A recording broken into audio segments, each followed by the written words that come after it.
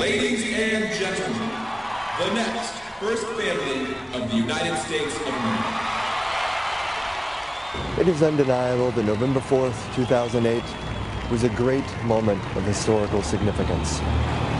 Barack Hussein Obama was the first African-American elected president of these United States. Many factors contributed to this event, no doubt. Barack's intellect, his charisma, his ability to connect across racial lines.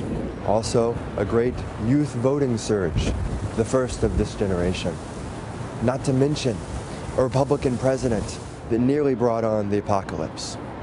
But what this program has recently discovered is that there may have been a man, another man, behind Barack Obama, who may have been far more influential than any of us may have ever realized. And for the first time, this man is willing to sit down and share his story with us, with you. Kareem Paul Pot Obama was born in this New York City.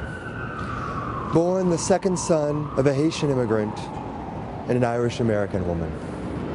Kareem attended Williams College and Georgetown University Law Center before becoming an assistant district attorney and then leaving for a stint as a corporate litigator. But there was another calling, and it began to shape his, and arguably, Barack Obama's destiny. Now, he also penned 2 memoirs. The first, Voodoo Dreams of My Father, a touching tribute of his father's obsession with the New York State Lottery. The second, The Audacity of Coke, the story of his usage of illicit drugs throughout his political run. Friends, join me and listen to Kareem Paul Pot Obama's story. It is unveiled for the first time for me and for you. Good morning and good day.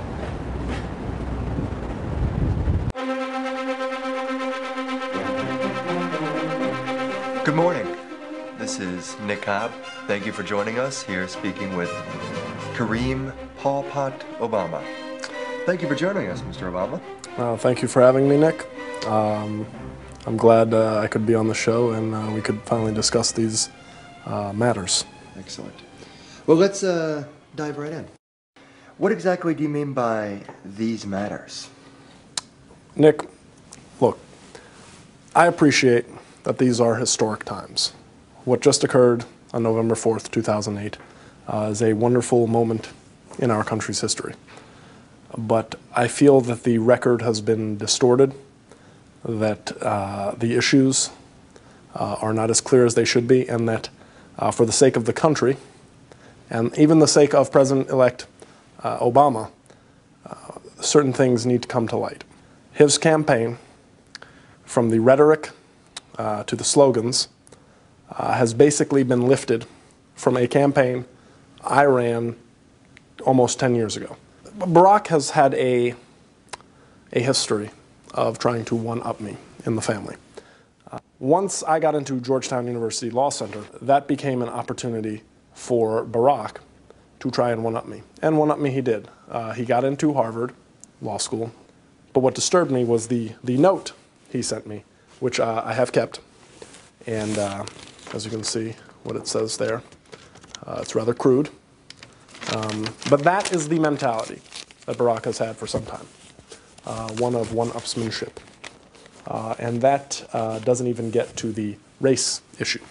But you're both half black, half white. What would the race issue be? Now, Barack is half Kenyan, half white. I am half Haitian, half white.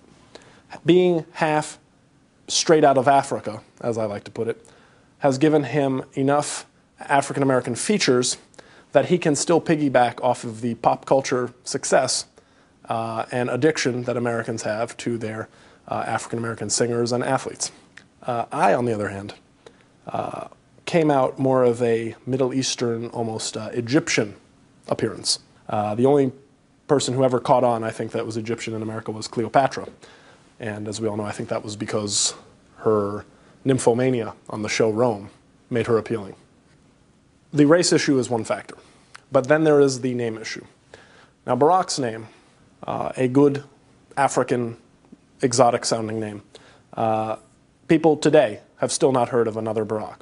On the other hand, Kareem, which is my first name, my mother didn't have the foresight to know that Kareem would one day not be as exotic. I was named Kareem, and lo and behold, Lou Alcindor changed his name to Kareem Abdul-Jabbar, and all of a sudden Kareem became commonplace and well-known in American culture. Then there's the middle name. Barack's middle name is Hussein. Now, the middle name Hussein, his mother had the foresight to know 30 years from now, 40 years from now, the Middle East is going to be terrifying to America. So the name Hussein will stand out as shocking and unique and draw attention. I, on the other hand, have the middle name Pol Pot, which Asian dictators scared the American people back in the 1960s and 70s. But no one really finds Asians scary in America anymore, except for size queens.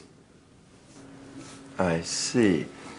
So, are there any other factors that may have led to that name? Sure. Look, my mother and father wanted me to have a good Muslim name. And so they did name me Kareem Pol Pot Obama, so that I would have a name reflective of my Islamic faith. Islamic faith? Oh, so you're saying that you are both Muslim and Christian? No. I am a Muslim. Barack is a Christian. And it's no wonder that with as much as he took from my campaign, that the media would think that he was the Muslim and not I. I just was not of the Islamic fundamentalist Middle Eastern variety. I was the Louis Farrakhan 125th Street Muslim variety. It is Barack who's the Christian. I am the Muslim. Thank you for clearing that up. So I'd like to speak about your political career now. Yes. You claim that everything from President-elect Obama's speaking style to his mantra on change was basically stolen from you, from your little-known but highly influential run for dog catcher in the late 90s. Yes. Look, and I need to be abundantly clear about this. I am not trying to take any credit away from Barack.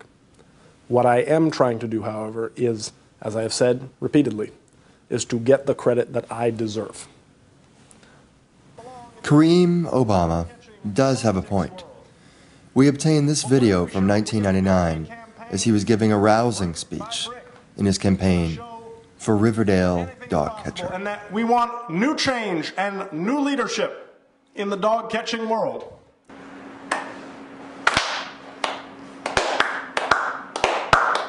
I thought this was a needle exchange program. I was promised free donuts. We getting those? You should run for president. Black guy for president? Yeah, right. We getting the donuts? Free drinks? Thanks for coming. It's an honor to meet you. Oh, thank you, thank you. Young man? Thanks for the donuts. There was a mistake with those. And sorry. Yes, we can't. All right. All right. Okay, Secret Service, yes. Take it easy. No doubt. Now look, as we can see from that video, I didn't draw the crowds that Barack did. But what is undeniable is the message of change, the message of hope. Those are undeniably there.